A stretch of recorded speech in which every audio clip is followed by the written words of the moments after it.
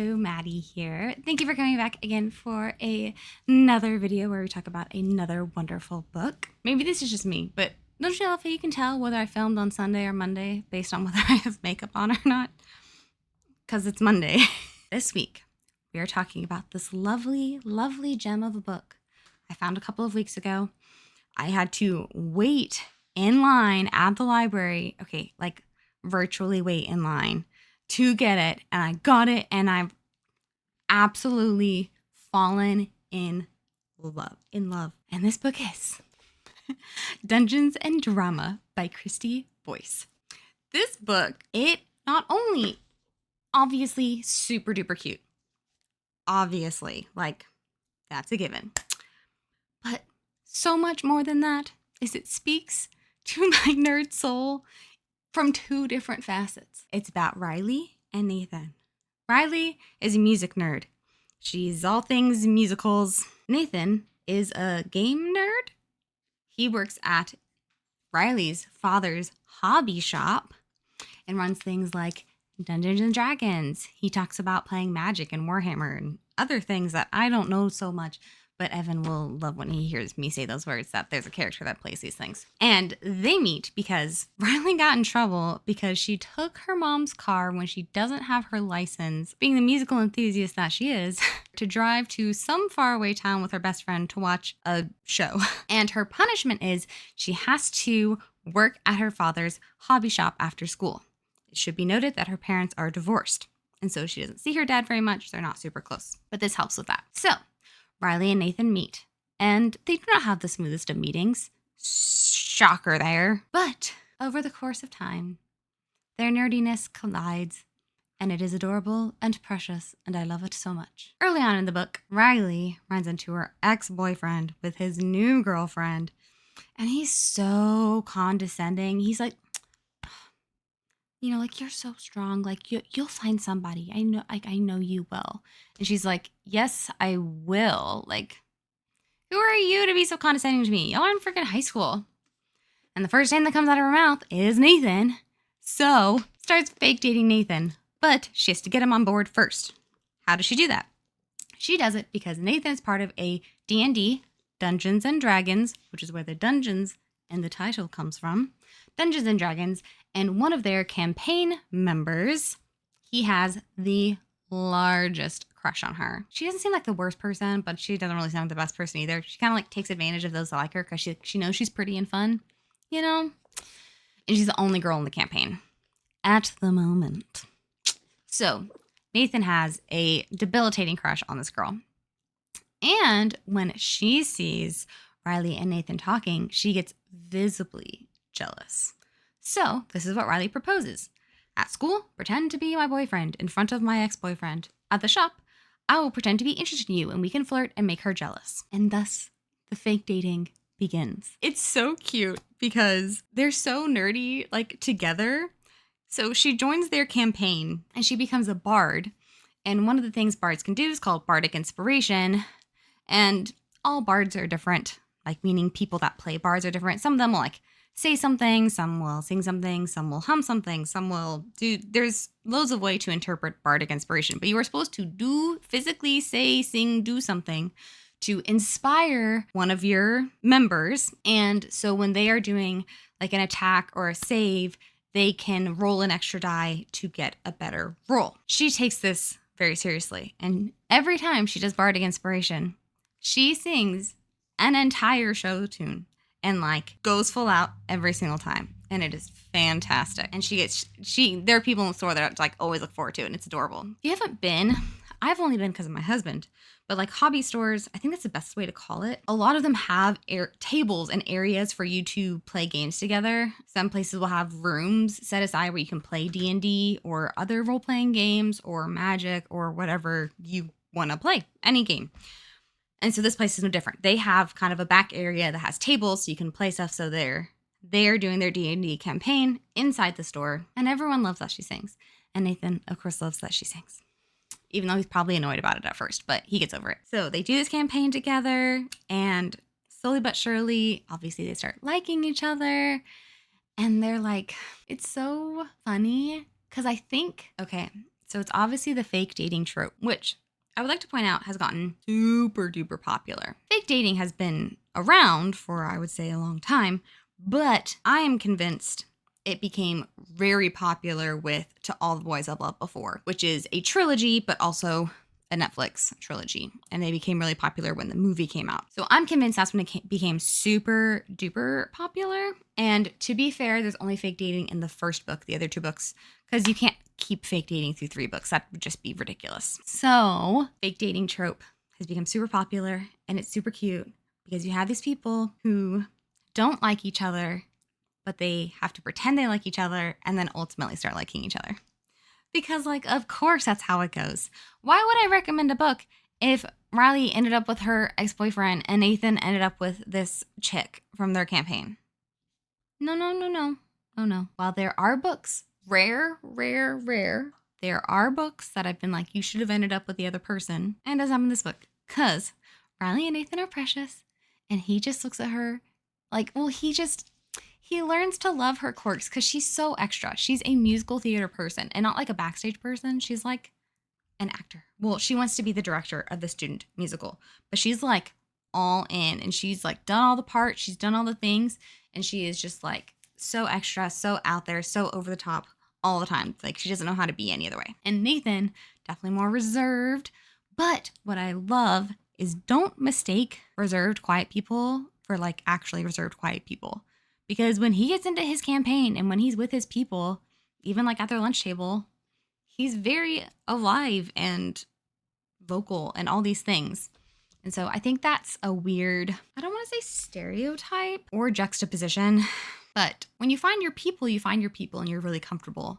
And that's something I love about Riley is she has a best friend who she also brings into the campaign, but she really gets like a group of people that know her and know all the sides of her and are just so pro who she is as a person and like how she is. We're just all over the place and it's fine. It's fine. So they fake dating and initially the like first day they don't tell anybody, but they very quickly tell their friend group and she's like, oh, thank goodness, because I didn't want to have to like try to fake this through our whole campaign. We'll like fake it and have nobody know. So literally everybody knows. Everybody knows, except for like the parents and the people they're trying to get rid of or make jealous. Everybody else knows. And everybody else can see them slowly falling in love with each other. Well, as much as in love you can when you're in high school. I believe there are varying levels of love. And yes, you can love somebody in high school. I'm not saying you can't. But it's very different from when you get a little bit older and your brain is fully developed and you pick a life partner. It's a little bit different. But of course, I always like to think that my couples end up together forever. So, you know, it's just the beginning of it. But this book has the Maddie guarantee, which we all know means our couple gets together. I mean, that was a given. A nerd book could get me excited, but a nerd romance book, extra excited. So, obsessed with this book. It's so good, so cute. Like I said, I read the synopsis for it and I immediately got myself in the virtual line for the library. I got it, I listened to it, I finished it, and I restarted it right when I finished it because I listened to books at one point. Depending on the day and the narrator, it's anywhere between like 1.3 to like 1.5. I don't like going all the way up to 1.5 because that just seems like a really big commitment.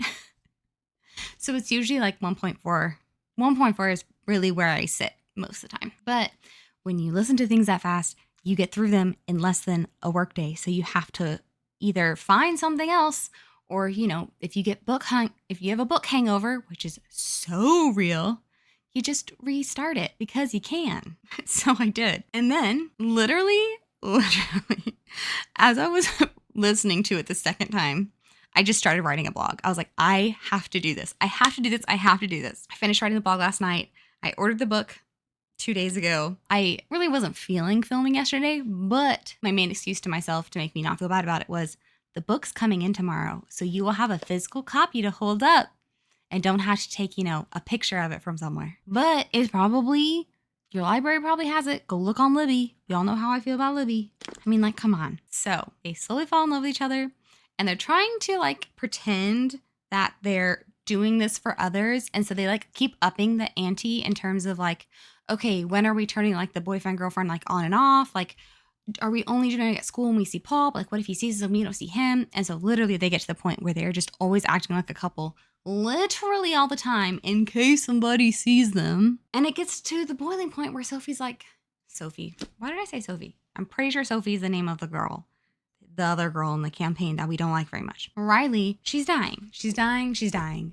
She just adores this boy. He is so cute and so kind. He's so sweet and thoughtful and just precious. And she's like, I can't freaking do this. I can't do it. I can't do it. I can't do it. Because how torturous would it be for the person that you adore and can't stop thinking about to be doing these really precious things to you and with you, and in your mind you're just like, it's all fake, they're just acting. How much would that hurt? And it's hurt that you would like, you asked for, basically. And she just like, she can't do it. And she, like many of the women in the books that I like, kind of annoyingly enough, says kind of mean things. She doesn't say anything super harsh. She just kind of is more bluntly honest than is necessary, when she could have just said the truth, but it wouldn't have come off so harsh. But she purposely phrases things and says things in a way that's just extra harsh. Riley does that, and Nathan sulks. Apparently Nathan sulks a lot, and they're like, we can't get him to talk, freaking.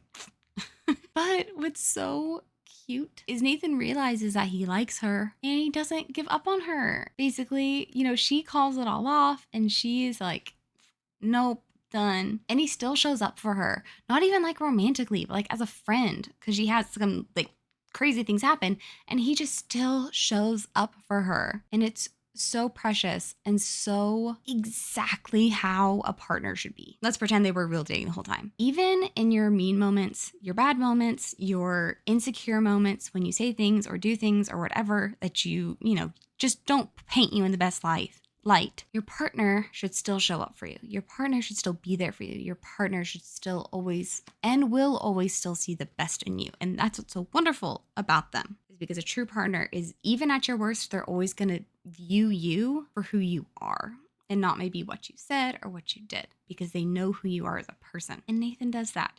He shows that he knows who Riley is as a person, and he shows up for her when she can't show up for herself. And I mean, it's so cute. So I've now rambled about this book. I told way more about it than I wanted to, but that's just what happened. It's so stinking short. It is a teeny tiny book. It is a grand total of 297 pages. I don't know. I fell in love with it because it's all nerdy, but it's also really cute. And I had to share it. I had to. I couldn't help myself. If you enjoyed this, okay, I said I started writing a blog, and so I did. I wrote a blog because, you know, my whole thing is, if I make a video about a book that already has a blog, then I don't have to write a blog. But if I talk about a book that doesn't have a blog, then I need to write a blog. To be fair, there are a handful of videos I realized I never wrote blogs for, so random blogs will come out eventually just to go with those videos. But I wrote a blog, and it's a slightly longer than my normal blogs because I go off on rants a little bit. But what the blog does that this video doesn't is it goes more in depth to specifics about, one, the first part is about their relationship and the fake dating trope and kind of all that. But then the larger part is about all the nerd things in there. I talk a little bit more about Dungeons and Dragons, Bardic Inspiration, DMs, LARPing, all these things that are in the book that maybe you might not understand or know what it is or what it's talking about. But so I go deeper into the nerd culture in my blog. So I would absolutely love if you would check it out, because it just made my soul so happy to write it. It was so much fun to talk about it and to talk about all these things, because I adore D&D. I think it is so much fun. It's one of those things that I very much understand why it's not for everybody, but if it is your thing, it's like so your thing, and it's so much fun to just be like immersed in these characters. I think also, okay, so many thoughts. I think it's a thing that a lot of readers would enjoy, because it's like a write your own story. There's, you know, those where you get to choose your own adventures. Those books where you get to choose your own adventures and you get to make choices for the characters. It's like that, but more, because you are controlling an entire character, everything they say, everything that they do. And yeah, you've got to roll for some stuff. So you may try stuff and completely fail. It happens to the best of us. It happens to the best of us. But D&D, it's such a cool game in this own little world within kind of nerd culture and gaming culture. And it's so cool how so many worlds kind of collide, because it does have things like cosplaying. So, you know, got the whole like people will do stuff in costumes, which leads into LARPing. And then you have, the character development, and you have the storylines, and you have the choice to do whatever you want. And it's so much fun because you get to have conversations with your characters, 2 other characters, but also like with other players, 2 other players. And it's so much fun. And it's such a great experience. And I love D&D. And so this book just sucked me right in from the beginning because I love D&D. It's so much fun.